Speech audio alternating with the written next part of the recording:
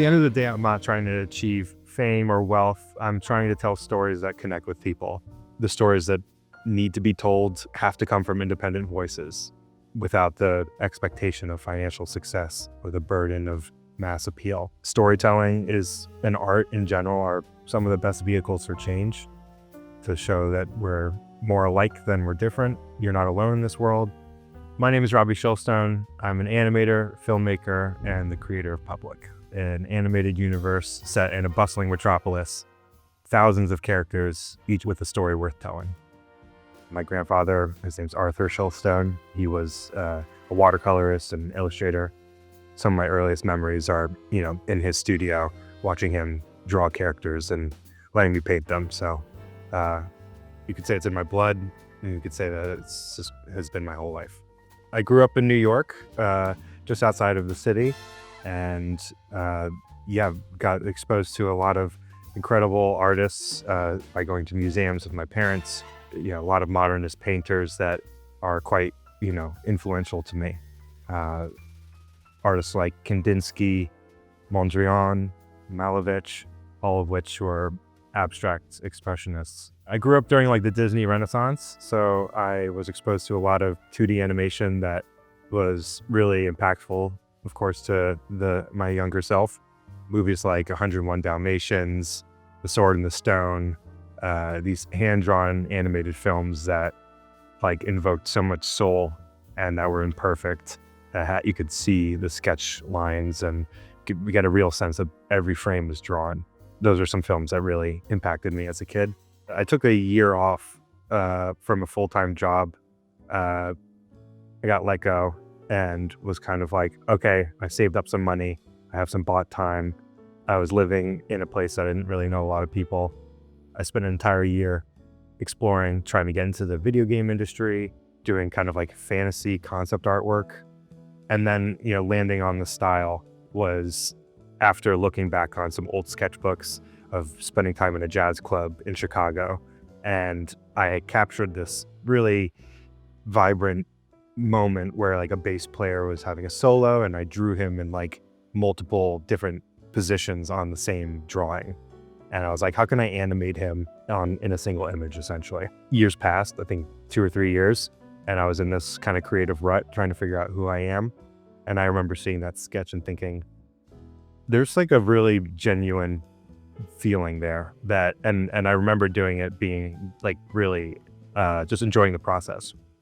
I decided, let's see what that looks like if you bring it into a digital world and in the kind of places that I had been exploring previously, and knocked out 3 images. And I was oh, that felt really good. And those are literally the first 3, images in what I refer to as my style.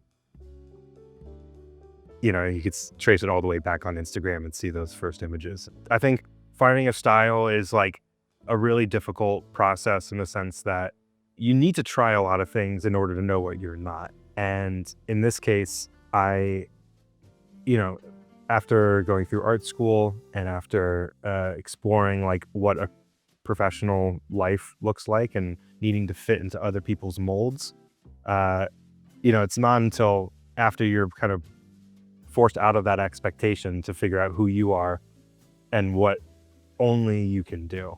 And I think that is at the end of the day, a style should be a reflection of the artist and who they are.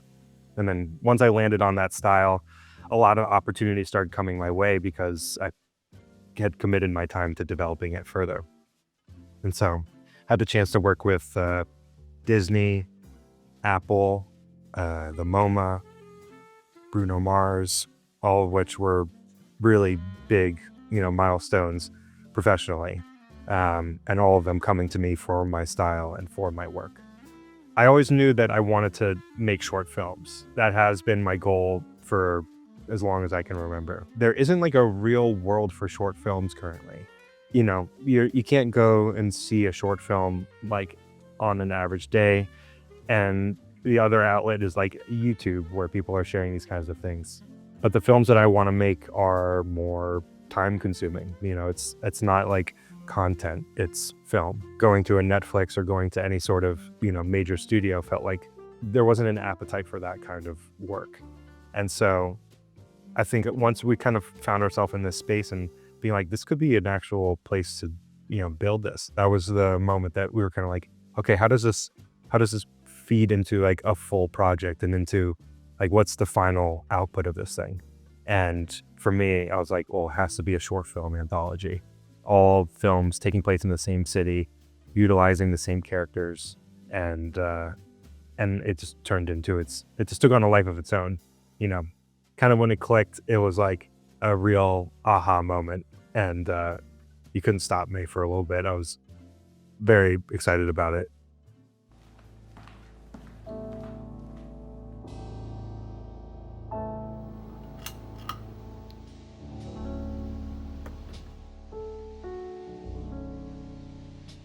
Public, in my mind, while it's not meant to be any specific city, it's definitely inspired by New York. I don't think I'm particularly shy about that. But it's kind of an amalgamation of a number of cities. It could be Chicago. I want to include like places that are a little bit more kind of European in a sense, and having like an old town that has canals, and it's a real world building project. And so why would I limit myself to a single city? I really want it to feel universal in that sense. Mid-century metropolis. Within this world, there's never any dialogue. Every film, every story, every reel on Instagram, everything is just music, sound design, and visuals. I want that for a number of reasons. First of which is that I'm insistent on this being a universal experience. If I start tying story development behind language, I find that it actually not only limits who can be impacted by this, but also I think a lot of truth can be shown rather than said. I find it to be quite a fun challenge. What kind of stories can you tell with just the emotion of music? Every character has their own musical theme that kind of acts as their voice in this world. If the character shows up in the film, the music will reflect that score in some way, as with the protagonist as well. His theme was actually written by the composer of the film, so that when we weave it all together, it fits like a glove. The idea from the set of this project was to say that every single character has the potential to be the protagonist of their own story. Every person that you walk by, they are the protagonist of their own story. And that is, in my mind, just like what empathy really is at the end of the day. We have 2 short films out right now, one of which is called Off Leash, which just follows a bunch of dogs in a dog park, essentially, and the shenanigans that occurs there. And then the other film that we have is called Trash, and it's about rats and pigeons fighting over scraps of food. And in the end, neither of them gets what they want, and it kind of starts this eternal feud between these 2 factions. For me, I love the idea of like the Rorschach tests. Are you a rat or are you a pigeon? After watching the film, having people choose a side in this feud. And while it's trivial and it's silly, it's also kind of fun to build in like this added feud in this world and let people choose their side. In the previous film that we worked on, Off Leash with the dogs, we let all of the producers name the dog characters, and we gave them little name tags, and we were pretty fearful for a little bit. The space can sometimes come off as disingenuous or ironic and not take what we're doing seriously. And we were pleasantly surprised to find that people named the characters after their favorite bakeries or after their own dog. The protagonist of that film was the poodle, who the collector had named Isabella after his daughter, who had passed away. And that kind of like emotional just context to this kind of fun, silly short film felt like the exact outcome what this like proved in my mind, which is that by inviting a fan in, you let them not only like put their stamp on this, but simultaneously this becomes a coping mechanism for their life. This is an outlet for them.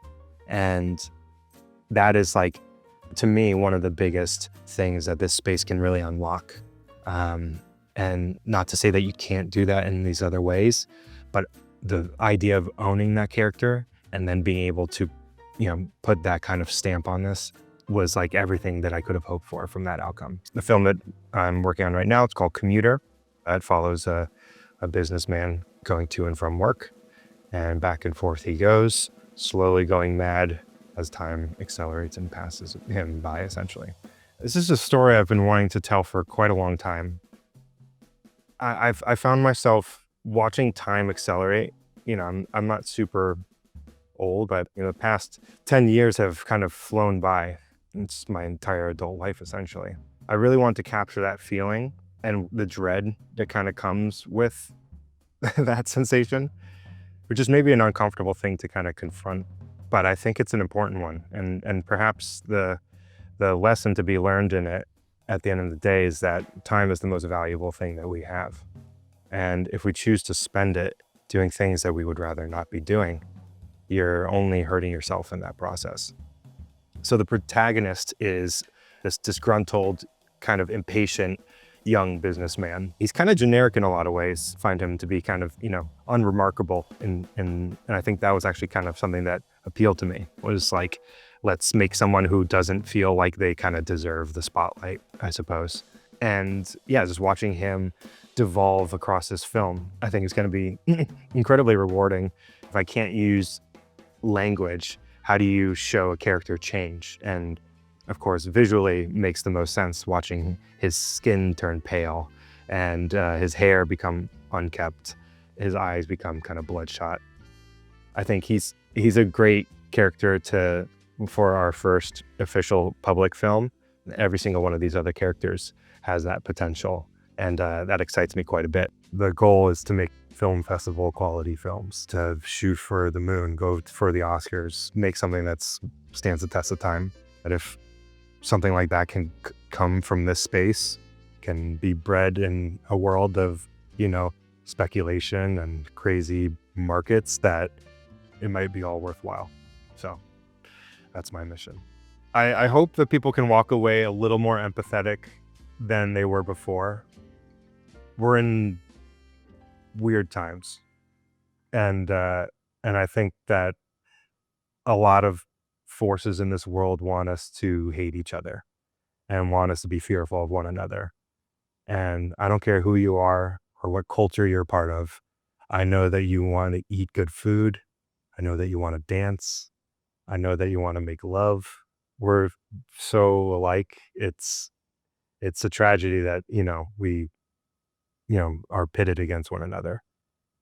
I believe everyone has a story worth telling. That is like the Publique mantra, from like the homeless guy on the corner of the street to the business CEO who's, going through an existential crisis. Like every single person, if you put a spotlight on them, you'll learn something about humanity. And I think that's like something that the world needs to hear right now. And that maybe if you can imagine someone else's story, that you can be a little more curious to ask what their actual story is.